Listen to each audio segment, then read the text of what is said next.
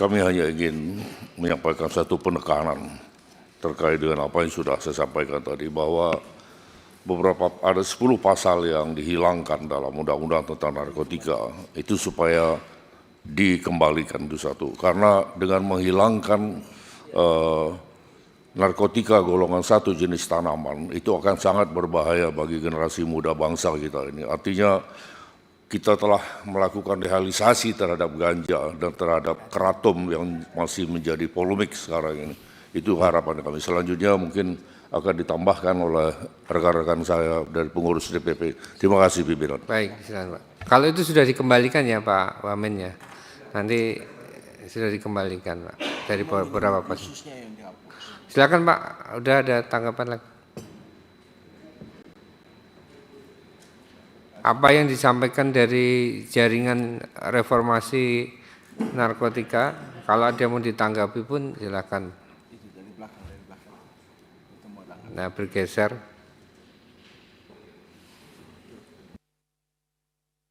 Perkenalkan ya Pak dari.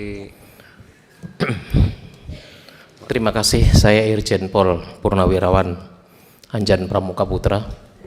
Saya mungkin sedikit memberikan gambaran saja terkait tadi disampaikan oleh rekan dari jaringan terkait masalah hukuman mati. Kalau saya menanggapi, menyikapi, saya 15 tahun menangani masalah narkoba di kepolisian, bahwa banyak korban mati akibat dilakukan oleh bandar-bandar besar, baik yang di dalam negeri maupun di luar negeri. Contoh tadi disampaikan ada namanya Humphrey Jefferson.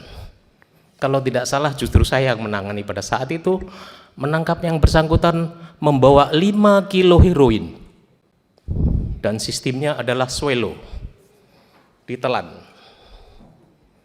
Dari 5 kilo itu mungkin korbannya sudah banyak ribuan, Pak. Dan banyak yang mati.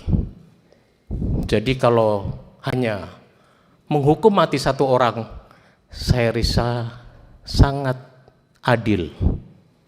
Karena korbannya lebih banyak akibat menggunakan heroin yang dia bawa. Belum lagi sabu.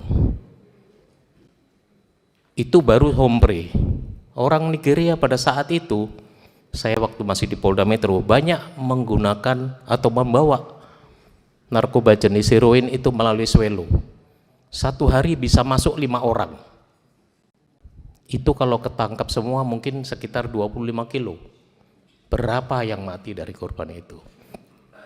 Jadi prinsipnya saya tetap menyikapi untuk hukuman mati tetap dilakukan.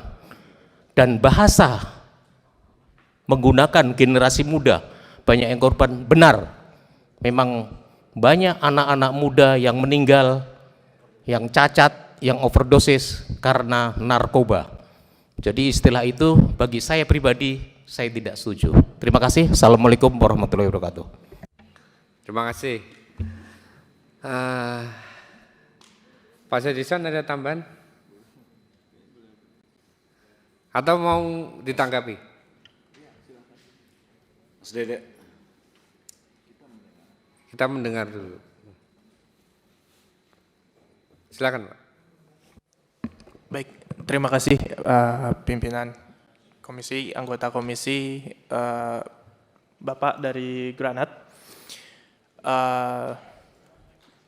Kami memang menyadari kalau melihat terkait dengan penghapusan hukuman mati pasti kontroversinya cukup tinggi, dan perdebatan ini sebenarnya juga sudah muncul dalam KUHP baru yang kemudian di sini ada Prof. Edi juga. Dan dipilih jalan tengah waktu itu, akhirnya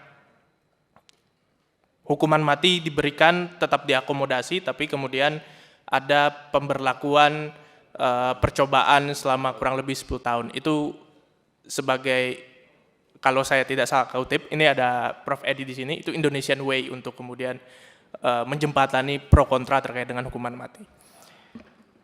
Namun yang kami mau sampaikan dalam kesempatan kali ini bahwa dalam hukum pidana harusnya proporsionalitas dan logis itu adalah satu prinsip yang harus kita pegang teguh, dan itu juga yang saya yakini karena saya juga advokat yang kemudian juga memberikan pembelaan dan pendampingan di persidangan. Dan kami melihat sendiri bagaimana standar pembuktian dalam perkara narkotika itu begitu lemah sehingga bukan menyasar pada bandar-bandar besar yang kemudian menjadi orang-orang yang dikenakan hukuman mati, tapi justru orang-orang yang dia rentan secara ekonomi, dia kemudian dimanipulasi oleh sindikat, dia kemudian punya keterbatasan terkait dengan pengetahuan dia bahwa khususnya dalam WNA-WNA yang kemudian datang dengan kerentanan bahasa yang dia miliki, tapi orang-orang seperti itu yang kemudian terkena hukuman mati. Nah, yang ingin kami kritisi adalah, ayo kita diskusikan bagaimana realita hukuman mati itu dalam tindak pidana narkotika ternyata banyak insinuasi-insinuasi seperti yang saya sampaikan. Tadi kalau saya tidak salah ada kata-kata kutipan, yaitu sepadan, mungkin itu sepadan untuk menghilangkan nyawa satu orang. Nah, sepertinya kita perlu melihat kembali, negara kita ini dibangun dengan prinsip hak asasi manusia, dan dalam konstitusi kita, hak hidup itu ditempatkan dalam non-derogable rights. Dan tentunya kita harus membuka kembali lembaran-lembaran undang-undang dasar kita, konstitusi kita, bagaimana negara ini dibangun untuk kemudian memberikan penghormatan yang begitu tinggi terhadap hak asasi manusia. Dan saya pikir nyawa satu orang itu tetap harus kita lindungi, apapun kemudian konsekuensi yang dilakukan, dan itu sebagai wujud penghormatan kita dalam berbangsa dan bernegara yang kita anut dalam negara ini. Saya pikir itu tambahan kami. Matis, ada tambahan? Cukup ya? Ya. Cukup.